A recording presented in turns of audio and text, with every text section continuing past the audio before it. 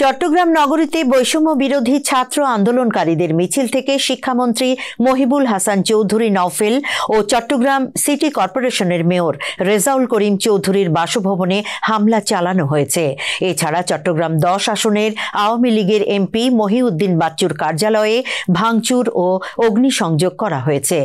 গতকাল সন্ধ্যায় নগরীর নিউ মার্কেটে বিক্ষোভ শেষ করে মিছিল নিয়ে যাওয়ার সময় পথে পথে এসব হামলা ভাঙচুর করা হয়। চট্টগ্রাম মেট্রোপলিটন পুলিশের অতিরিক্ত উপকমিশনার কাজী মোহাম্মদ তারেক আজিজ বলেন, মিছিল নিয়ে যাওয়ার পথে শিক্ষামন্ত্রী ও চট্টগ্রাম মেয়র মহোদয়ের বাসা লক্ষ্য করে ঢিল ছুঁড়েছে। খবর পেয়ে আমাদের টিম ঘটনাস্থলে গেছে। এর আগে মহিউদ্দিন বাচ্চু এমপির অফিসে ভাঙচুর ও অগ্নিসংযোগ করা হয়। নিউ মার্কেট থেকে বহদ্দার হাটের দিকে মিছিল নিয়ে যাওয়ার পথে কয়েকটি পুলিশ বক্স ভাঙচুর করা হয়। নিউ মার্কেট এলাকায় আমাদের সিসি ক্যামেরাগুলো ভেঙে দেওয়া হয়েছে।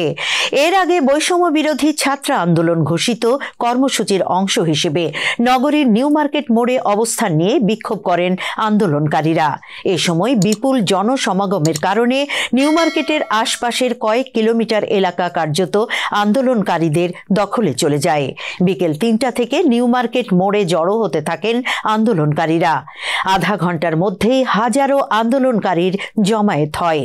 বিএনপির স্থায়ী কমিটির সদস্য আমির খসরু মাহমুদ চৌধুরী, ভাইস চেয়ারম্যান মীর নাসির উদ্দিন, বিএনপির কেন্দ্রীয় সাবেক সাংগঠনিক সম্পাদক ডাক্তার শাহাদাত হোসেন, সহ সাংগঠনিক সম্পাদক ব্যারিস্টার মীর হেলাল, নগর বিএনপির আহ্বায়ক এরশাদুল্লাহর বাসায় হামলা ও আগুন দেওয়া হয়েছে। গতকাল রাত 8:30 থেকে 9টার মধ্যে হামলা ও আগুন দেওয়ার ঘটনা ঘটে।